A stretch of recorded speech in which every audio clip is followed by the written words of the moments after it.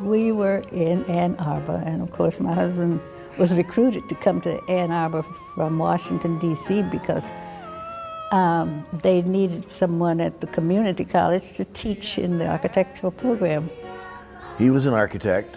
He had a practice in 5 states, I believe, plus Washington, D.C. He was also one of the charter instructors at Washington Community College when it opened in the fall of 1966. In 1974, Thanksgiving Day 1974, he brought me out here to look at the house up the road. An old house that was falling down. And I think that maybe it would have been torn down had someone other than David looked at it and saw something of beauty in what the rest of us saw as a beat-up old house about to fall down. All that was out here then was that house and a couple other farmhouses. Everything across the street was fields. And I'm thinking, why does he want this place? But before he got married, he had another house out in the country in Maryland and had sold that. So I wasn't too surprised because he was a city kid and wanted to be a farm boy, I guess. But it really wasn't as bad as we thought it was. He really restored that house. And we bought the land that was around it. So we had this land sitting here empty, and we had this house sitting here empty. And we used to have picnics out on the lawn before all of these houses came to fruition. We'd have picnics and have fun days out here just roaming around. The kids loved it, and because it was all open space and all they had to do was get out and play. I was in this almost from the start. David came up with this idea that he wanted to build this building back here. And when I first viewed it, this was just a jungle, and it was very difficult to maneuver. Over time, it evolved into a chapel. In the same years that the church was started, David began building this chapel with his students. And actually the first vicar at the church, the Reverend Jim Lewis, used to come and visit David while he and his students were building the chapel.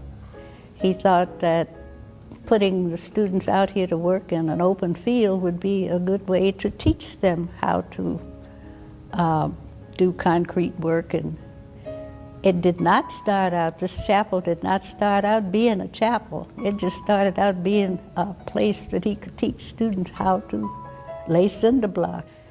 There were never a huge number of students, but the more he worked with the program, the more students were attracted to come to the program. So he even ended up with several girls that really fell in love with doing this kind of work and hadn't even thought about it, I don't think. But they came and put their hands into the center. That was part of the requirements for the program at Washington. So they ended up laying bricks and laying concrete blocks and just being a part of the whole program. And some of them, one of them I know in particular, decided she wanted to be an architect as a result of having had exposure to the kind of work that architects do.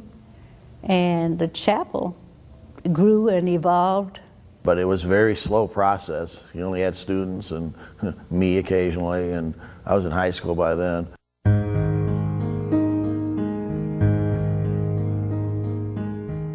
If you look out the front of the building, he put the saying from the Bible using the stones that the builders rejected.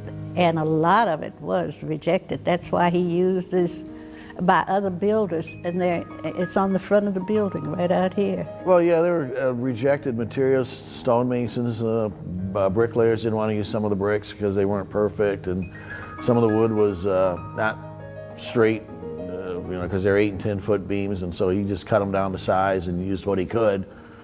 So he kept the cost rather low. That's why it took a while. I mean, he'd build for a while and run out of materials and wait for some more to come up. Every stone in this wall, in these walls, has some imperfection. If you look at them closely, you can find they're either different color, they're cracked, or they're just any kind of imperfection that builders would reject. David found a use for them. David made these windows all in his basement. I used to help him some of the effect. But he was such a perfectionist that he didn't want too much help. I know he was very careful when the windows came. He had them in a particular place where they wouldn't get crushed or anything until he was ready to put them in. The rest of it was kind of fundraising, kind of out of pocket, kind of volunteer contributions. But mostly it was David. He worked at the community college to put up the chapel over here.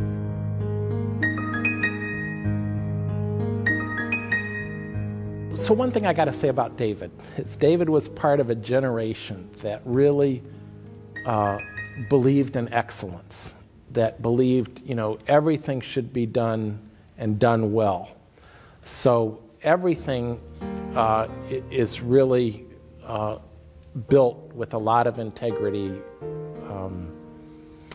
And so there's all these little elements around the chapel. So, over the front door is this beautiful kind of seashell window. At the front of the chapel is this stained glass butterfly window, the butterfly being the symbol of resurrection. And after the chapel was completed, my understanding is David gave these butterfly medallions to the youth who had worked on the chapel with him. At that time, there were very few sites that African Americans could meet and have events. And so David decided he would put this building up and we would have an opportunity to gather here. And it really was a fact that there weren't many places you could rent. People of color just didn't have access to those facilities in the community. The program David had started at Washtenaw Community College, the construction technology program, was a program designed particularly to get African American youth into the building trades, because we still have a point system whereby the priority for getting into the building trades is based on how many family members you have in the trades already.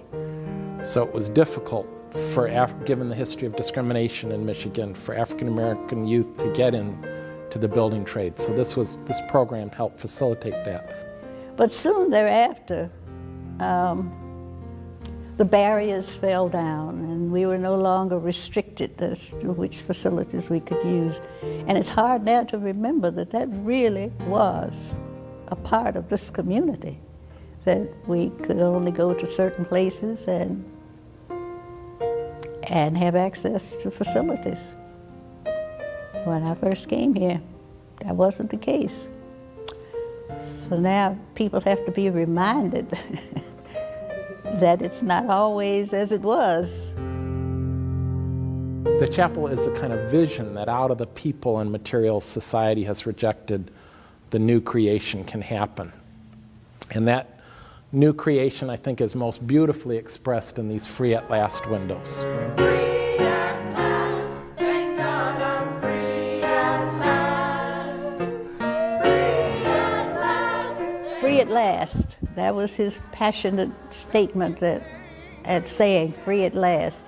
So it's this figure that is both male and female and is dancing in jubilation.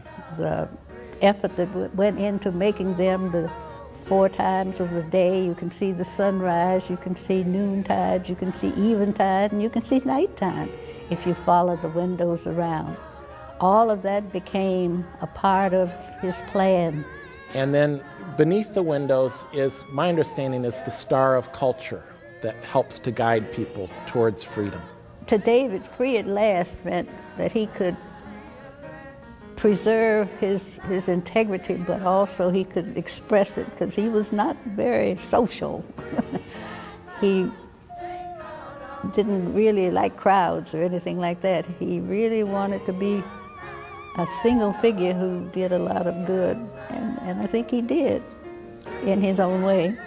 Hallelujah, he's risen today.